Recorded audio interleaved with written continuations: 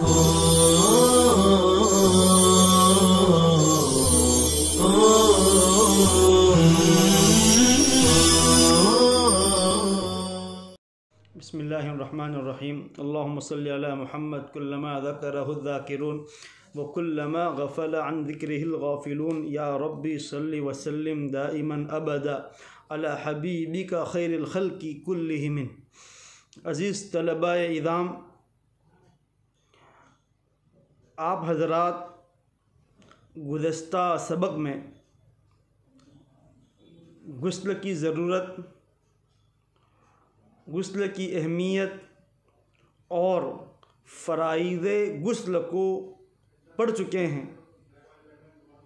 Knees ये बात भी जान चुके हैं कि आदाब गुस्ल क्या है। गुस्ल खाने में दुआ वगैरह पढ़ना या गुस्ल करते हुए पूरे कपड़े उतारना सही है या नहीं है, या सही है या सही नहीं है, ये तमाम बातें आप गुज़श्ता कल के सबक में सुन चुके हैं। आज का सबक गुस्ल की सुन्नतों से मुताल्लिक़ है। चूँकि फ़राइज़े गुस्ल सिर्फ़ 3 हैं। नंबर 1 कुल्ली करना, और कुल्ली करते हुए इस बात का एहतिमाम करना कि पूरे मुंह में पानी जाए। नंबर 2 नाक में पानी डालना, और नाक के अंदर पानी डालते हुए नाक की नरम हड्डी तक पानी पहुंचाना। और नंबर 3 पूरे बदन पर इस तरह पानी बहाना कि बदन का कोई हिस्सा, कोई जगह ज़रा बराबर भी खुश्क और सूखी न रह सके। आज के सबक में गुस्ल की सुन्नतों को बयान किया गया है। उन्वान है गुस्ल की सुन्नतें। गुस्ल में दर्जे ज़ैल बातों का ख्याल रखना सुन्नत है। गुस्ल करने वाले शख्स को चाहिए कि दर्जे ज़ैल उमूर का ख्याल रखे ताकि उसका गुस्ल कामिल तरीके पर अंजाम पाए। फ़राइज़ अदा करने से आपका गुस्ल हो जाएगा, लेकिन अल्लाह के रसूल सल्लल्लाहु अलैहि वसल्लम की मुबारक तरीके से के मुताबिक आप गुस्ल करेंगे तो आपके लिए ज़्यादती सवाब का ज़रिया होगा और बेहतर तरीके से आप गुस्ल करेंगे। तो सबसे पहली सुन्नत ये है, गुस्ल शुरू करने से पहले बिस्मिल्लाहिर्रहमानिर्रहीम, बिस्मिल्लाह आखिर तक पढ़े, यानी बिस्मिल्लाहिर्रहमानिर्रहीम पढ़े।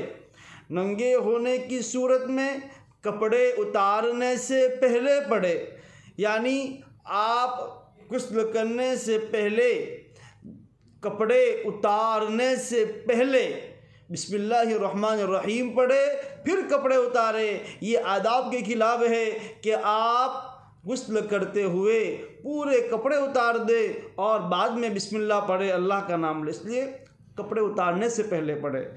ये नियत करे कि वो तहारत और पाकी हासिल करने के लिए गुस्ल करना चाहता है। गुस्ल करने से पहले नियत करना ये भी सुन्नत है। ये भी अल्लाह के रसूल सल्लल्लाहु अलैहि वसल्लम का तरीका था कि वो तहारत और पाकी हासिल करने की नियत से गुस्ल करते थे, अल्लाह की रज़ा की नीयत से गुस्ल करते थे। तो हमें भी चाहिए कि गुस्ल करने से पहले अल्लाह की रज़ा और पाकी हासिल करने की नीयत करें। उसके बाद जितना वक्त आप उस गुस्ल के साथ गुजारेंगे आपको इंशाअल्लाह उसका सवाब मिलता रहेगा। नंबर 2, सबसे पहले वज़ू की तरह यहाँ भी अपने दोनों हाथ गिट्टों तक धोए। जिस तरह वज़ू शुरू करने से पहले अपने हाथ गिट्टों तक धोते हैं, उसी तरह गुस्ल से पहले भी अपने हाथों को गिट्टों तक धोएं। असल में वज़ू और गुस्ल में हाथों को गिट्टों तक धोने की जो हिकमत है वो ये है कि आम तौर पर ये जो हाथ होते हैं, जो पंजे होते हैं, ये मुलव्विस होते हैं। वो ये हाथ, ये पंजे कभी नापाकी में लग सकते हैं, कभी किसी और जगह पर लग सकते हैं। इसलिए अगर आप गुस्ल करने से पहले अपने हाथों को धो लेते हैं तो आपका जो पानी है, जिस पानी से आप गुस्ल करने वाले हैं या जिस पानी से आप वज़ू करने वाले हैं, वो पानी नापाक होने से बच जाए। अगर आप नींद से उठे और सीधे गुस्ल करने गए, आपने हाथ नहीं धोया और बहुत मुमकिन है कि नापाकी हाथ पर लगी थी और आपने यूं ही हाथों को बाल्टी में डाल दिया, तो आपका जो पानी है, जिस पानी से आप गुस्ल करने वाले हैं, वो पानी नापाक हो जाएगा। और जाहिर सी बात है कि नापाक पानी से गुस्ल करने से गुस्ल नहीं होगा, पाकी हासिल नहीं होगी। तो ये हिकमत है, इसीलिए सुन्नत करार दिया कि जब भी वज़ू करो, जब भी गुस्ल करो, गुस्ल करने से पहले दोनों हाथों को यहाँ तक धोकर हाथों को साफ़ कर लो, फिर चाहे तो पानी में हाथ डालो। अगर बदन या कपड़ों पर नजासत लगी हुई हो तो गुस्ल करने से पहले नजासत धो डाले। अगर बदन में नापाकी लगी हुई है या कपड़ों में नापाकी लगी हुई है तो गुस्ल करने से पहले वो नापाकी बदन या कपड़े से दूर करें, क्योंकि अगर आप नापाकी को दूर नहीं करते हैं और गुस्ल करते हैं और आपका वो हिस्सा नापाक ही रह जाता है तो पाकी हासिल करने का कोई मकसद ही नहीं होगा। नंबर 4, गुस्ल करने से पहले मसनून तरीके से वज़ू करें। अगर किसी ऐसी नशीबी जगह में खड़े होकर गुस्ल कर रहा है जहां पानी जमा हो रहा है तो फिर वज़ू में अभी पाँव न धोए बल्कि गुस्ल से फारिग होकर धोए। जिस तरह हम नमाज के लिए वज़ू करते हैं, जो तरीके के मुताबिक जो सुन्नत तरीका है जिसका बयान हमारे पिछले असबाक में गुज़र चुका है, उसी तरह का हूबहू वज़ू गुस्ल करने से पहले गुस्ल की इब्तिदा में करे। ये भी अल्लाह के रसूल सल्लल्लाहु अलैहि वसल्लम की सुन्नत थी कि अल्लाह के रसूल सल्लल्लाहु अलैहि वसल्लम वज़ू किया करते थे। यूँ आप अगर वज़ू न करते हुए बराह रास्त गुस्ल करते हैं तो गुस्ल कर लेने से आप बावुज़ू हो जाओगे। आपको नमाज पढ़ने के लिए गुस्ल करने के बाद दोबारा वज़ू करने की ज़रूरत नहीं है, लेकिन बेहतर तरीका ये है, सुन्नत तरीका ये है, पसंदीदा तरीका ये है कि गुस्ल की इब्तिदा में वज़ू करे और उसके बाद गुस्ल करे। अगर किसी ऐसी नशीबी जगह, नशीबी मतलब ऐसी जगह जो नीची हो और जहाँ पर पानी वगैरह जमा हो रहा हो, वहाँ बैठकर आप गुस्ल करते हैं तो वज़ू कर ले, लेकिन आखिर में जो पाँव धोने के होते हैं पाँव को भी रहने दे। गुस्ल मुकम्मल कर लेने के बाद पाँव को धोए। वजह उसकी क्या है कि ऐसी जगह आप बैठकर गुस्ल कर रहे हैं जहां पानी जमा हो रहा है। अब जाहिर सी बात है कि उस जगह पर पानी जमा हो रहा है, आप अपने बदन की नापाकी दूर कर रहे हैं, बदन पर पानी बहाकर नापाकी को ख़त्म कर रहे हैं, बदन पर नापाकी लगी है उसको साफ़ कर रहे हैं, अब वो पानी वहीं जमा हो रहा है। अब आप अगर आपके दोनों पाँव धो लोगे तो भी आपके पाँव नापाकी में रहने की वजह से नापाक ही रहेंगे। इसलिए गुस्ल से फारिग होने के बाद किसी ऐसी ऊंची जगह पर आ जाए जहां पर नापाक पानी नहीं पहुंचता है, वहां पहुंचकर आखिर में पाँव धोए।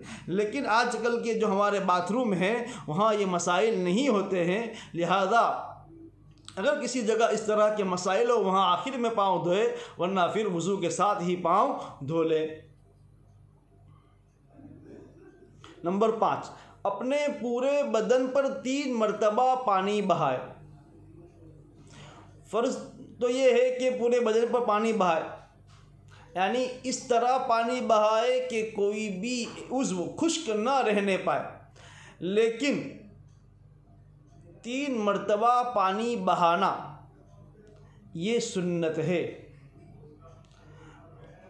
नंबर 6, सबसे पहले अपने सर पर पानी डाले, फिर दाएं कंधे पर, फिर बाएं कंधे पर डाले और अपने पूरे बदन पर पानी बहाए। ये गुस्ल की तरतीब है कि गुस्ल की इब्तिदा में सबसे पहले सर पर पानी डाले, फिर दाहिने कंधे पर, फिर बाएं कंधे पर, फिर पूरे बदन पर पानी बहाए। इसी तरतीब के मुताबिक गुस्ल करना सुन्नत है। उसी को कहा गया कि तरतीब से गुस्ल करना ये सुन्नत है। तो तरतीब में सबसे पहले तो आएगा इब्तिदा में दोनों हाथों को गिट्टों तक धोए, फिर नापाकी को दूर करे, फिर गुस्ल करे, फिर पानी बहाने का मौका आता है तो पहले सर पर पानी डाले, फिर दाहिने कंधे पर, फिर बाएं कंधे पर, फिर बाकी बदन पर पानी बहाए। अपने जिस्म को अच्छी तरह मले। गुस्ल का मतलब सिर्फ पानी बहाना नहीं है, सिर्फ नापाकी दूर करना नहीं है, बल्कि गुस्ल के अंदर बदन से मैल कुचैल और गंदगी को खारिज करना भी है। लिहाजा गुस्ल करते हुए अपने बदन को साबुन या उस जैसी बदन की गंदगी और मैल कुचैल दूर करने वाली जो भी अशिया हो, उन अशिया के ज़रिए अपने बदन को साफ़ करे, मले और अच्छी तरह सफाई हासिल करे। नंबर 8, अपना जिस्म इस तसलसल के साथ धोए कि पहले उज़्व के खुश्क होने से पहले दूसरा उज़्व धो डाले। एक उज़्व धोया, अब आप 2-4-5 मिनट के लिए रुक जाते हैं तो जाहिर सी बात है कि जिस उज़्व को धोया वो उज़्व खुश्क हो जाएगा। तो एक उज़्व को खुश्क होने से पहले दूसरे उज़्व को धोए, यानी कि मुसलसल तसलसल के साथ गुस्ल करते रहे, दो अज़ा के दरमियान वक्फ़ा नहीं होना चाहिए। उसी तरह गुस्ल करते हुए मिसवाक करना ये भी सुन्नत है। हाथों और पैरों की उंगलियों और दाढ़ी का 3-3 मरतबा खिलाल करना ये भी सुन्नत है। हाथों और पैरों की उंगलियों और दाढ़ी का 3-3 मरतबा खिलाल करना ये भी सुन्नत है। इस तरह गुस्ल की सुन्नतों का बयान मुकम्मल हुआ।